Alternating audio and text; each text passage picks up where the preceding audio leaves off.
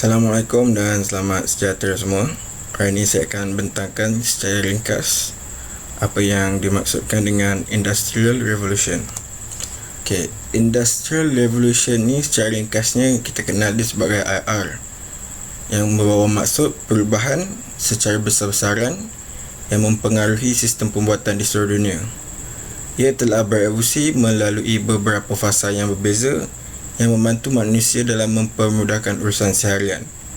James Watt merupakan ikon utama atau dikenali sebagai bapa revolusi industri kerana dia merupakan orang pertama yang berjaya memanfaatkan kuasa steam sebagai sumber tenaga yang berfungsi dalam membantu manusia untuk menghasilkan sesuatu secara besar. Kepentingan dia dalam kehidupan kita ialah dia mampu menunjukkan manusia mampu berkembang dalam meningkatkan sistem dan taraf hidup kepada yang lebih baik dan lebih maju. Selain itu, kemudahan yang dicapai mampu mempermudahkan urusan kehidupan seharian, di mana sedikit demi sedikit mampu mengurangkan tenaga manusia secara efisien. Di sini kita dapat lihat bahawa Industrial Revolution memainkan peranan penting dalam membantu kita untuk menjadi sebuah masyarakat yang lebih maju yang dapat mengurangkan kegunaan tenaga manusia dengan menggantikan ia kepada tenaga yang lebih efisien. Di sini kita dapat lihat terdapat 4 fasa yang saya akan ceritakan dahulu, iaitu Industrial Revolution 1.0, seterusnya 2.0, seterusnya 3.0 dan akhir sekali 4.0. Masa Industrial Revolution 1.0 ni, dia mula pada awal abad ke-18. Boleh dikatakan masa tu semua kerja yang diorang buat ni guna tenaga manusia dan menggunakan sesuatu sistem mekanikal yang ringkas. Tapi masa tu ada seorang lelaki ni nama dia James Watt. Dia buat kajian terhadap enjin sistem yang pernah dibuat oleh Thomas Savery. Thomas Savery ni orang yang antara orang terawal lah yang cipta engine steam, tapi time tu dia buat untuk boiler, dia tak guna untuk penggunaan industri. Setelah melakukan beberapa kajian, James Watt ni dia berjaya lah hasilkan sebuah engine mechanical yang menggunakan kuasa steam. Kuasa steam time tu dia banyak gunakan arang batu atau arang kayu, sebab time tu arang kayu dengan arang batu ni benda yang common lah, paling senang nak dapat untuk hasilkan haba untuk jadikan dia steam. Lepas tu dalam Industrial Revolution 1.0 ni, banyak manusia, masyarakat kita dah mula beli mesin dari dia sebab dia nampak manfaat engine steam tu dalam diorang punya industri dapat mempercepatkan penghasilan sampai 6 kali ganda, 8 kali ganda. So time tu ramai sangat orang berminat. Seterusnya kita teruskan kepada Industrial Revolution 2.0. Industrial Revolution 2.0 ni dimula awal abad ke-19, antara 1879 sampailah 1968 tak silap saya. Time ni manusia semua dah start fokus untuk hasilkan sesuatu dalam skala yang lagi besar. Contoh kita dapat lihat, tentu diorang dah start hasilkan kilang. Tapi masalah dia time tu, kilang-kilang ni diorang masih gunakan kuasa steam. Kuasa steam ni kan asal dia guna bahan bakar yang orang kata kurang efisien lah, sebab dia guna arang batu dengan arang kayu kan. So dia sekaligus mencemarkan alam sekitar dengan sangat teruk lah. So diorang tukar kepada bahan bakar yang lain, iaitu diesel. Sebab time tu orang kata penggunaan petroleum ni baru nak meningkat lah, orang baru nak test cuba macam tu. So lepas diorang dah guna diesel ni, diorang masih rasa benda tu macam tak efisien lah, sebab dia boleh hasilkan haba tapi dia mencemarkan alam sekitar. So orang berpendapat macam benda ni ada sesuatu yang boleh buat dia jadi lagi baik dan lagi baik kan. So dapat kita tengok time tu ada ahli sains, dia mula fikir cara yang lebih efisien dengan mesir alam. Sebab time tu masih ada guna elektrik, tapi masih macam guna untuk benda-benda yang domestik, yang untuk benda basic macam lampu, kipas, yang benda-benda basic kita pakai hari-hari. Diorang tak guna untuk benda-benda yang macam berskala besar, kilang macam tu diorang tak pakai lagi sebab diorang tahu kos dia tinggi. So lepas diorang dah buat kajian, diorang jumpalah satu sistem elektrik berskala kecil. Skala kecil ni bukan maksud dia untuk guna hidupkan satu lampu ke, dua lampu ke, tiga lampu, tak. Dia guna elektrik time ni untuk menghidupkan sesuatu kilang, untuk gantikan yang diorang guna diesel lah, batu arang ke arang kayu segala tu lah. So benda ni orang kata sangat efisien lah. So ramai orang nak try, tapi time tu dia masih belum establish kan. So dia tak dapatlah tanggung kehendak pasaran time tu.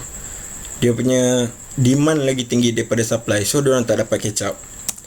Next kita dapat masuk ke Industrial Revolution 3.0. Industrial Revolution 3.0 ni macam orang kata dia punya batu loncatan lah. Daripada 3.0 ni dia cepat sampai dah Industrial Revolution 6.0. Dia kurang daripada 1 abad pun benda ni dia buat. Sebab time tu diorang semua dah berkembang, teknologi semua dah ada, so diorang lebih, orang kata lebih fokus lah, pemikiran diorang lagi efisien. IR 3.0 ni dia lebih kepada proses yang berasaskan automation tapi berlandaskan IT dan elektronik. Kelemahan dia IT dengan elektronik ni, dia orang kata banyak gunakan tenaga manusia untuk operate benda tu. So dari satu masa ke satu masa dia nak kena ada manusia tengok, pantau, check satu-satu. So benda ni jadi macam dia akan maximiskan penggunaan tenaga manusia. So secara tu relevan dia orang kata tak berapa nak efisien lah untuk kurangkan tenaga manusia.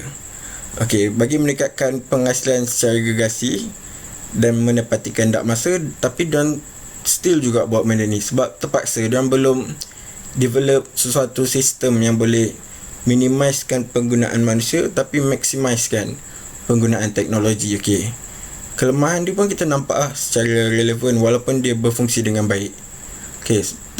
Sebab tu lah untuk Industrial Revolution 4.0 ni diorang dah start mula guna internet, guna yang orang kata wireless.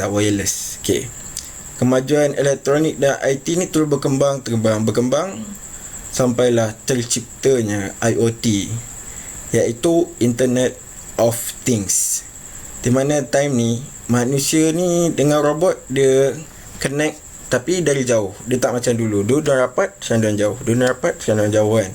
So dia lebih mudah lah nak operate mesin tu. So dia dah boleh minimizekan jumlah orang yang nak ada untuk buat kerja, jumlah orang untuk pantau. Dia dah boleh minimize semua tu, tapi dia still maximizekan penghasilan yang diorang nak.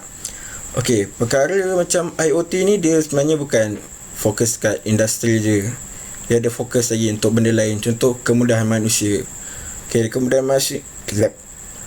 Kemudahan manusia ni dapat kita lihat apabila internet ni dia berfungsi dengan sangat efisien. Dia boleh connectkan kita dengan orang yang sangat jauh. Kita ada teknologi untuk chat lah, untuk video call, ada GPS. Kalau macam bawa kereta tiba-tiba sesat kan. So internet ni dia sangat membantu lah untuk kita. Tanpa kita sedari, internet ni dari hari ke hari dia makin lama makin efisien. Contoh dulu kita ada internet 3G.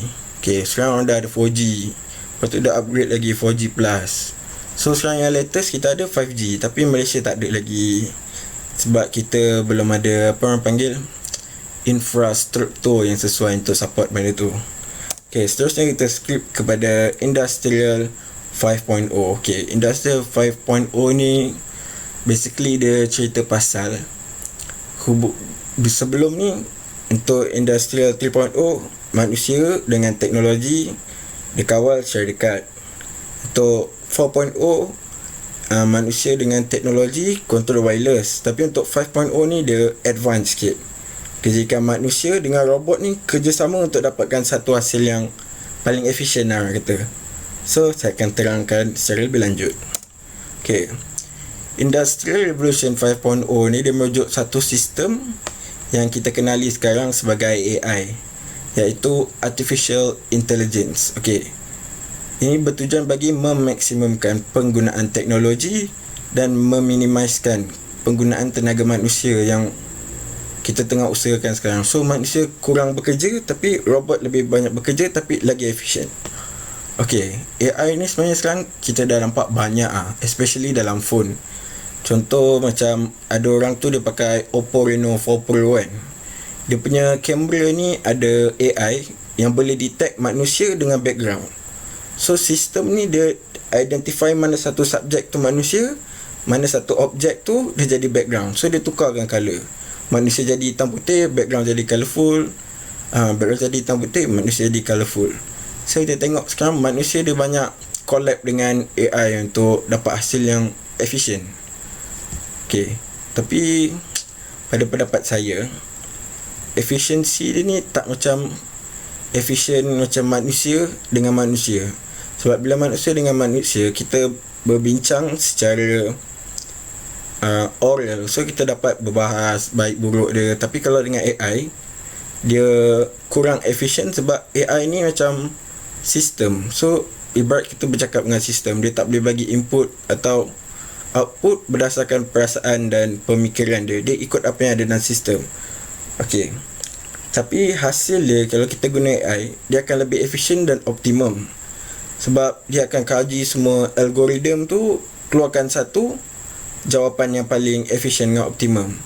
Kalau kita manusia dengan manusia, kelemahan dia pula, kita akan ada masalah dengan perasaan. Contoh macam, kenapa kita tak boleh buat sekian, tapi robot boleh tunjuk, AI ni boleh tunjuk yang kita boleh buat sekian. Sebab dia tak ada, orang kata, empati dengan simpati. Dia bagi jawapan berdasarkan sistem. Okay, selain itu, dia juga mampu menggalakkan kerjasama AI dengan manusia. So macam saya cakap tadi bagi mendapatkan hasil yang lebih baik dari aspek penghasilan, peningkatan sosioekonomi dan pelbagai perkara lagi. IR 5.0 ini merupakan satu kejayaan manusia yang sangat hebat dan sedang dipertingkatkan dari semasa ke masa. So inilah apa yang kita dapat fahami daripada Industrial Revolution 1.0 sampai 5.0 secara ringkas. Kita dapat tengok daripada perubahan daripada tenaga manusia seorang pakai, dan dia upgrade pergi mechanical, dan dia upgrade pergi automated pakai robot, dan dia upgrade lagi kawal robot, dan dia upgrade lagi robot dengan manusia tapi wireless. Dan lastly yang kita belajar Industrial Revolution 5.0, kita just guna AI. So dia ada kebaikan dan keburukan dia, tapi kita lebih nampak kelebihan berbanding keburukan dia. Sebab dia lebih banyak membantu kita dalam menjalani kehidupan seharian. Sekian. Terima kasih.